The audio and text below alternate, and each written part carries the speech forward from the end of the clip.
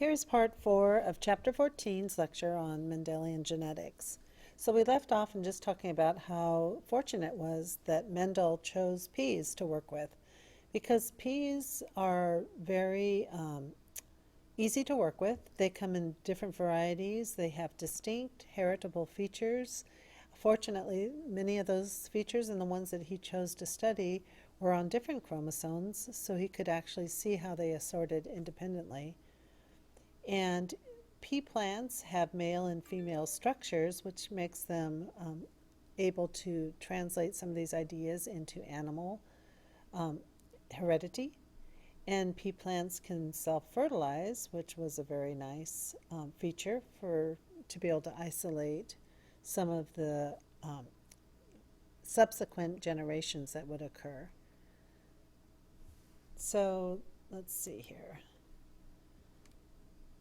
Okay, so the next section here, 14.3 in your textbook, talks about inheritance patterns are actually often more complex than what we saw with Mendel's peas, and much more complicated than what was predicted by simple Mendelian genetics. So we're going to take a few minutes and look at some of the differences in more complex or advanced genetics and inheritance patterns. Some of the things that we'll look at, some of the different situations that deviate from these simple patterns that Mendel set out, is that some alleles can be not completely dominant or not completely recessive. Also, a gene can have more than two alleles, so there can be more than two variants of traits that can be coded for a specific character trait. And then when a gene produces multiple phenotypes, so one gene can actually influence other phenotypes. So we're going to look at this a little bit more detail in the upcoming slides here. So the first thing is, when we looked at Mendel's peas, what we were looking at is complete dominance. And that only occurs when the phenotypes of the heterozygote and the dominant homozygote are identical. So, for example, with the purple pea color, that was able to show complete dominance. We saw just purple when we had a heterozygous or a homozygous dominant genotype. But we can have incomplete dominance, which means the phenotype of the F1 hybrids is somewhere in between the phenotypes of the two parents. And those true breeding parents who are homozygous for the dominant or recessive trait. So that's called incomplete dominance. Or we can also have codominance, which means that the two dominant alleles both affect the phenotype in separate, distinguishable ways. So I like to use the example of, for example, a calico cat, which has spots of color all over its fur. And that's an example of codominance. There are actually multiple alleles because there's more than just two colors that show up. And it's actually a much more complicated fur coat. So perhaps a more simple idea would be a flower that has a variety of color to it. Sometimes you'll see that with flowers where both colors of the parents show up in the offspring in subsequent generations.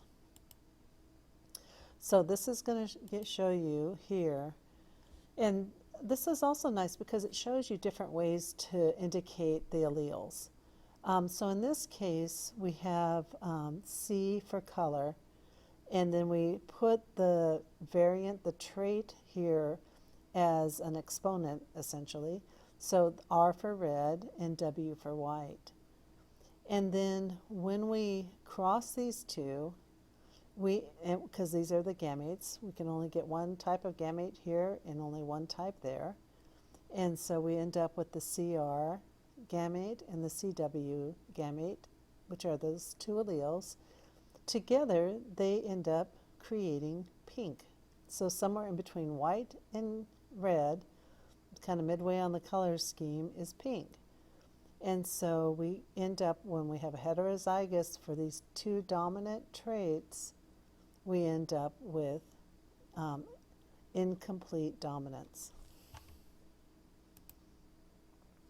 Then if we were to take this and self-fertilize it, just like in Mendel's experiments, or cross it with others that had the same genotype, we would end up with this sort of offspring.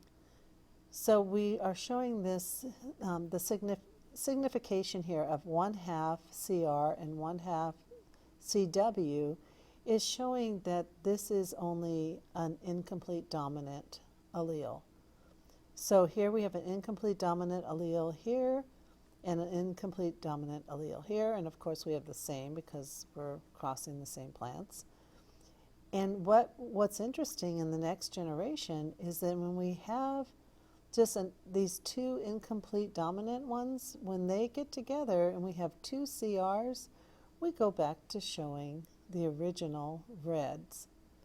And if we end up with the original CWs, CW and CW here, again, that creates our parental white. But we also end up with a ratio here of 2 incomplete dominant. So we have a 1:2 to 1 ratio here. So a dominant allele does not subdue a recessive allele. You know, a lot of times even in some of the lower biology videos that I've seen, the phrase, well, that dominant allele is going to trump that recessive one, it's actually not very accurate because alleles don't interact that way. The alleles are simply variation in the gene's nucleotide sequence, as we saw earlier. And so for any character, dominance or recessiveness is the relationship of those alleles, and it depends on the level at which we examine the phenotype. So for example, with the disease of Tay-Sachs, Tay-Sachs is a fatal dysfunctional enzyme, is a fatal disease, and it's actually caused by a dysfunctional enzyme that results in an accumulation of lipids in the brain.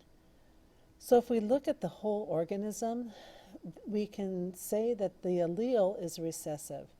So when it's passed on, its inheritance pattern is a recessive one. But if we look at a biochemical level, the phenotype, which is the level of enzyme activity, is incompletely dominant.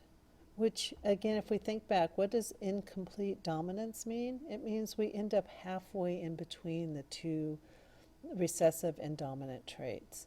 So at a biochemical level, we end up with a phenotype that is incompletely dominant. What that means is that some of the enzyme gets made. It's not completely absent. So at the molecular level, the alleles are actually codominant because they are both expressed. So if we have a dominant allele to make the enzyme and we have a recessive allele to not make the enzyme, they both are working. They're codominant at the molecular level. But they actually, in a functional way, you wouldn't know at the organism's level, so like at the human level, you wouldn't know that that person has Tay-Sachs by looking at them because they are able to make some of the enzyme.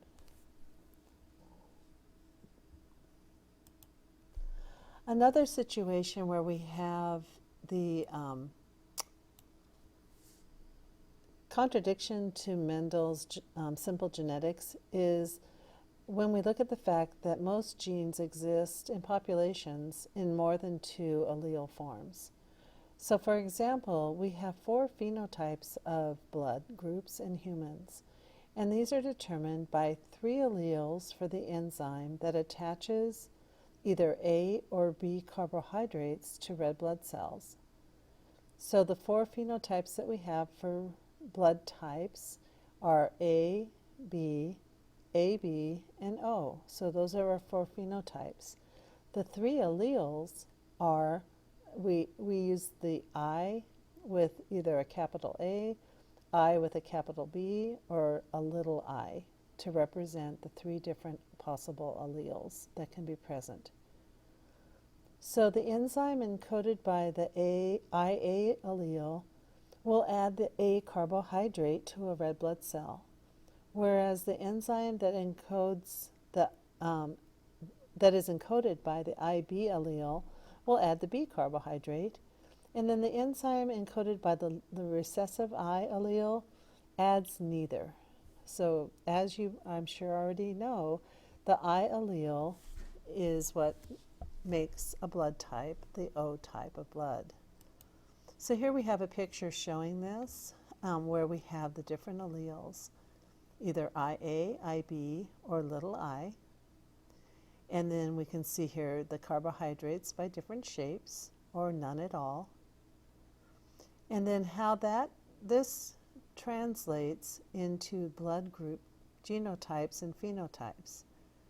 So if to have type A blood, the phenotype type A blood, means that you have the A carbohydrate on the outside of your blood cells. And the way that you can have that is whether either you have the genotype, which is homozygous for the A allele, or it's heterozygous with the A allele and the recessive I allele. And then conversely, to have B, you have these different carbohydrates on the B phenotype. And to get that, you need the homozygous dominant B alleles or the dominant B with a recessive I. So this again could be your genotype. If you're AB, then we know what your genotype is, because we only have two alleles in our genotype. And so in order to have AB means we have both carbohydrates on the outside of our blood cells, and we have an allele for each one. So we have IA, IB. And if there are no carbohydrates located on the outside of your blood cells, that means you have type O blood, and that means you have the double recessive I, little i's. The next exception to Mendelian genetics is epistasis. And this is really interesting too, because in epistasis, a gene at one locus can alter the phenotypic expression of a gene at a second locus.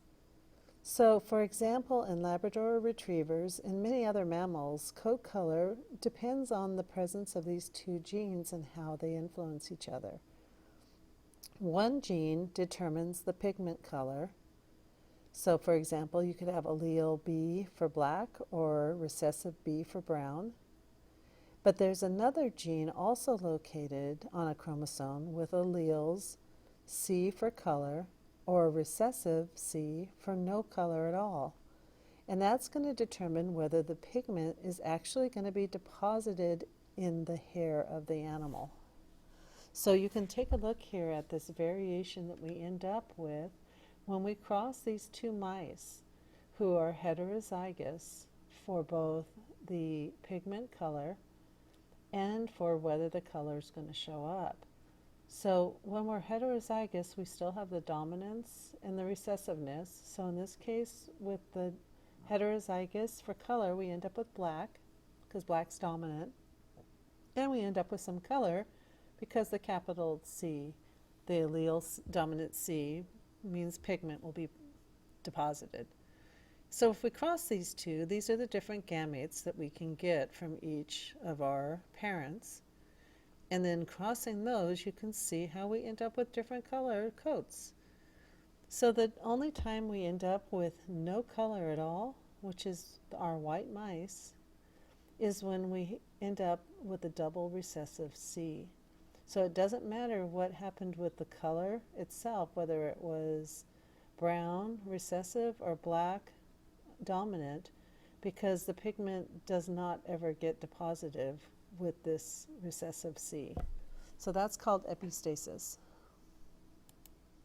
Another example of that here is with, again, the Labrador retrievers. And you can see here that these little e's, this time they're using little e's to show whether there's pigment present or not.